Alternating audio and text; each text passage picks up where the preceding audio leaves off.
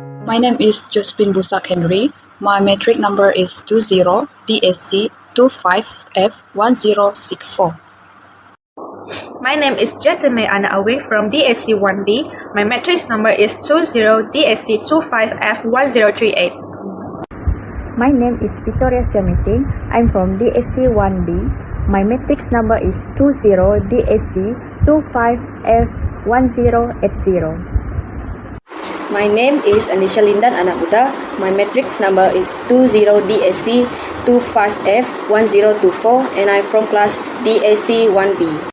Hello, my name is Angelina Hebit, DAC1B 20 DAC 25F1036. As the General Manager, we will discuss how to respond to the recent United States tariff and what's their impact on the company.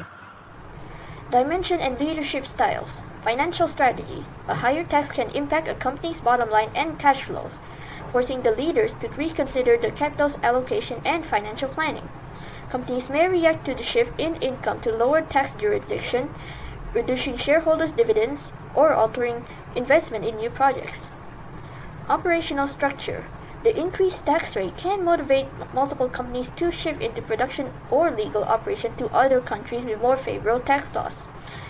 Domestic firms may reconsider altering their legal structure to qualify for different tax treatments. It requires the leaders to handle the complex logistics of organizational change.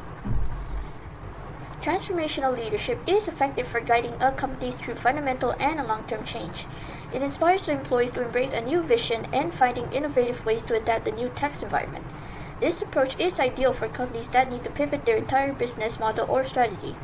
A transformational leader communicates the why behind the strategic shift, intellectually stimulating the team to solve a complex problem and empowering employees to make decisions. Agile leadership is crucial, where rules and interpretation can change frequently. It promotes flexibility and a continuous learning mindset to help the companies rapidly adapt its tax planning.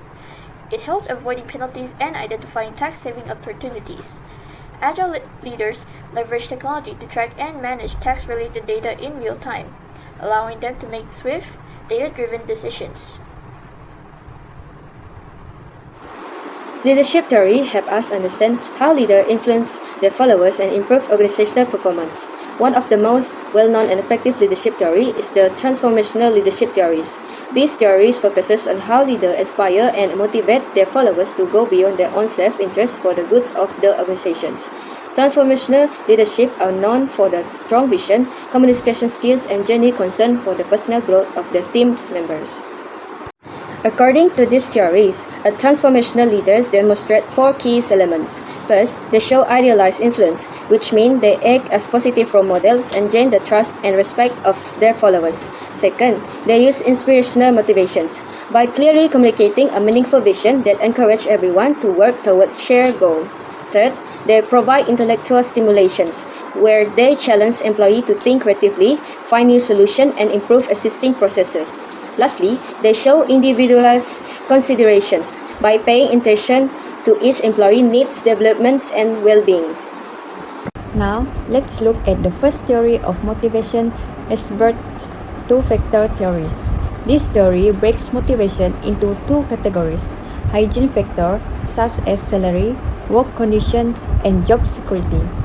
These don't necessarily motivate employees, but their absence can cause dissatisfaction. Motivation factors including achievement and responsibility. These drive employees to perform at higher levels. At Intel, this theory is applied in two ways. For hygiene, the company encourages competitive compensation, safe work environments, and clear job security for sales and engineering teams. For motivation, Intel encourages team achievement by celebrating success when departments meet production targets. Together, these approaches help maintain employer satisfaction and performance. Let's take a look at the second theory of motivation, the goal-setting theory by Locke and Latham.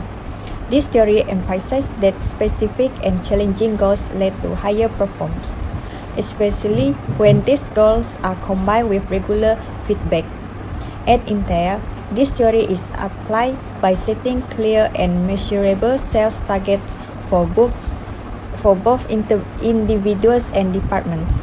The effect of this practice is that it helps keep employers focused and productive, even during challenging times like tariff change. I will explain how the communication flows within our organization, especially during tariff change. First, let's look at downward communication. This is the flow of information from higher management to lower level. For example, during the tariff change, as the general manager, I will share the new production target and cost control plans to all departments who overcome the problem. This will ensure that every team understands our goals and know how to adjust the operations. Downward is also important as it helps employees to perform their job effectively and maintain product quality even when the cost is rising. Second is outward communication, where the information moves from employees back up to the management. This also means that it is encouraged employees to provide feedbacks and report problems caused by the new tariff. These feedbacks help to make better decisions and adjust strategy effectively. For example, after receiving feedbacks about the tariff change, we can use the information to revise and improve the sourcing plans to adapt the situation quickly. As the General Manager of Intel Corporation Berhad in Bayan Lepas, I would face several barriers of communication when the USA Prime Minister announced an increase in import tax. This barrier may affect communication between our Malaysian branch, United States headquarters, supplier, and client.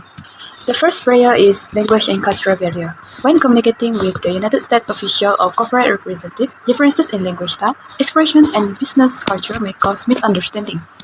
For example, American communication tends to be direct while Malaysian communication is more polite and indirect, leading to misinterpretation of tone or agency.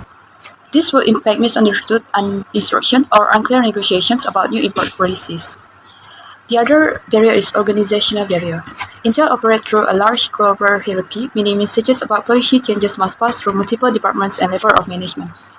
For example, the information from the United States headquarters about tax changes may be delayed or distorted before reaching local operation. This will impact a slow response in adjusting pricing, contract, or supply chain strategy. In conclusion, the increase in import tax by the USA Prime Minister creates several communication barriers, including language and organizational barrier.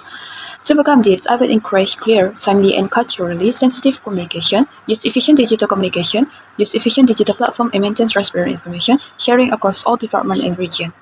Effective communication is essential for Intel Corporation Berhad to adapt quickly and maintain strong global cooperation despite policy changes.